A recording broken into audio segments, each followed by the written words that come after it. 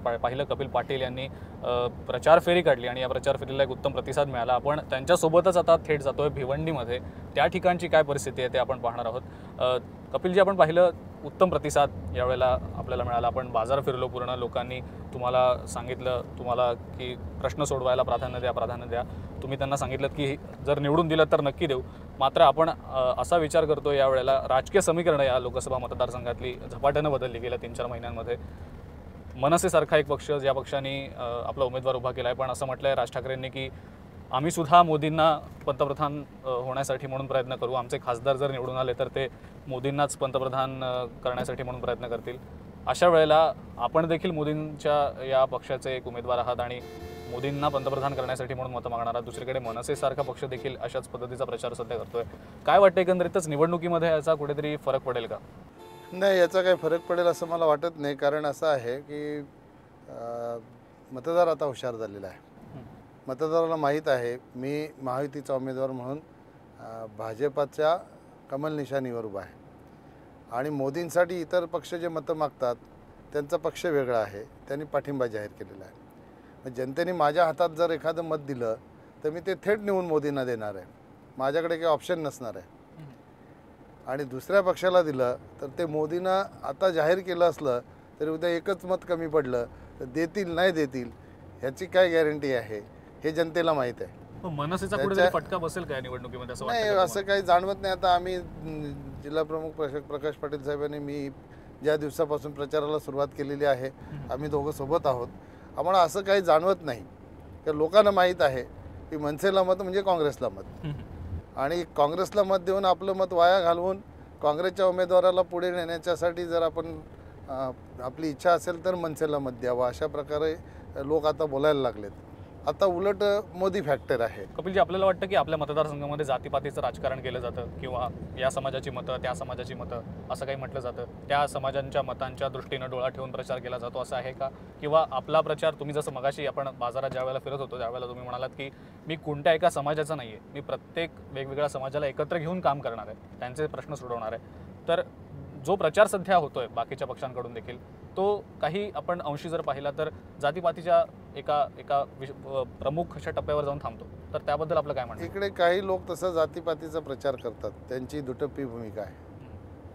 ते ग्रामीण भागात गेले की स्वतःच्या जातीचा उल्लेख करून सांगतात की आपल्या जातीला शांताराम भाऊ गोलपांनंतर प्रतिनिधित्व मिळालं नव्हतं म्हणून जातीचा विचार करा। भिवंडीत गेले की भिवंडीत सांगायचं आपण सेक्युलर आहोत, काँग्रेसचा कॅन्डिडेट आहे, सर्व धर्म समभाव मानणारे आहोत, असं वेगवेगळ्या प्रकारचा प्रचार त्यांच्याकडून सुरू आहे। मी ज्या दिवसापासून माझी उमेदवारी जाहीर झाली त्या दिवसापासून मी माझ्या आगरी बांधवांना प्रत्येक सभेमध्ये आवाहन करतो की तुम्ही मला जर आगरी म्हणून मत देणार असाल तर मला तुमचं मत अजिबात नको आहे। तुम्हाला विश्वास असेल की या लोकसभा क्षेत्रामधून तुम्ही मला जर संधी दिली आणि मी तुमचा विकास घडवीन असा जर विश्वास असेल तर तुम्ही मला फक्त विकासाच्या मुद्द्यावर मत द्या। कारण आपल्या मतदारसंघामध्ये अशी सुद्धा बरीचशी अशी ठिकाणं आहेत की जी अजूनही मागासलेली आहेत, त्यांच्याकडे अजूनही मूलभूत सोयी सुविधा नाही। ठाणे जिल्ह्याची भौगोलिक रचनाच अशी आहे की एका ठिकाणी टोकाचा विकास झालेला नवी मुंबईसारखं शहर आहे आणि टोकाची अविकसित असलेली आपली ग्रामीण भागातली आदिवासी क्षेत्रातली लोक जी आहेत ह्यांच्यामधली दरी आपल्याला कमी करायची आहे। मग ती कशी करता? ही दरी कमी करायची असेल तर सगळ्या विकासाच्या दृष्टिकोनातल्या ज्या साधन सामुग्री आहेत तर त्यांच्यापर्यंत पोहोचवल्या पाहिजे। त्या आरोग्याच्या असतील, पाण्याच्या असतील, सगळ्यात महत्त्वाचा त्यांच्या रोजगाराच्या, बरोबर, त्यांना आपण त्यांच्या स्वतःच्या पायावर जर उभं करू शकलो, म्हणजे शासनाच्या ज्या योजना आहेत त्या योजनांच्या व्यतिरिक्त व्यक्तिगत लाभाच्या ज्या योजना आहेत त्या योजनांच्या व्यतिरिक्त त्यांना रोजगाराच्या माध्यमातून आपण स्वतःच्या पायावर जर उभं करू शकलो तर हे अंतर आपोआप कमी होईल आणि खऱ्या अर्थाने आर्थिकदृष्ट्या तो ट्रायबलमध्ये राहणारा आदिवासी बांधव आहे तो सक्षम होईल आणि तेव्हा आपण ठाणे जिल्ह्याचा विकास झाला असं आपण अभिमानाने सांगू शकतो। नेमकं तेच आपल्याला करायचं आहे आणि लोकांपर्यंत सुविधा। प्रश्न यावेळेला विचारतो की जर समजा तुम्ही खासदार म्हणून निवडून आलात तर ठाणे जिल्ह्याचं विभाजन व्हावं यासाठी तुमची आग्रही भूमिका असेल का?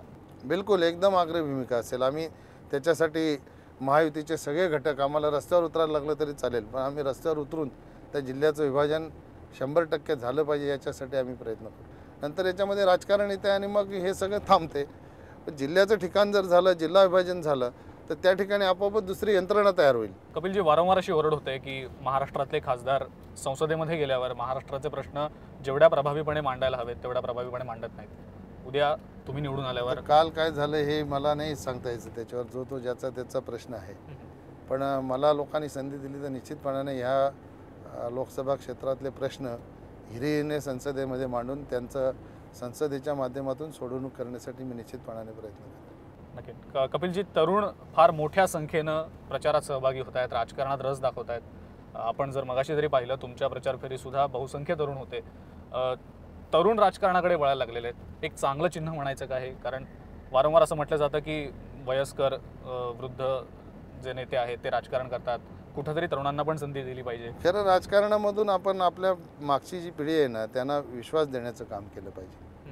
की बऱ्याच लोकांचा असा समज असतो की राजकारण हे खूप वाईट आहे, पण राजकारण्यांशिवाय कोणाचं कामही होत नाही, ही गोष्ट तेवढीच सत्य आहे. जनरली आपण विचार केला तर तरुण मंडळी ही सेनेकडे जास्त आकर्षित झालेली आपल्याला बघायला मिळते. त्याचाही फायदा ह्या निवडणुकीमध्ये निश्चितपणाने होणार आहे. कपिलजी, हायटेक आता होत चाललेला आहे प्रचार.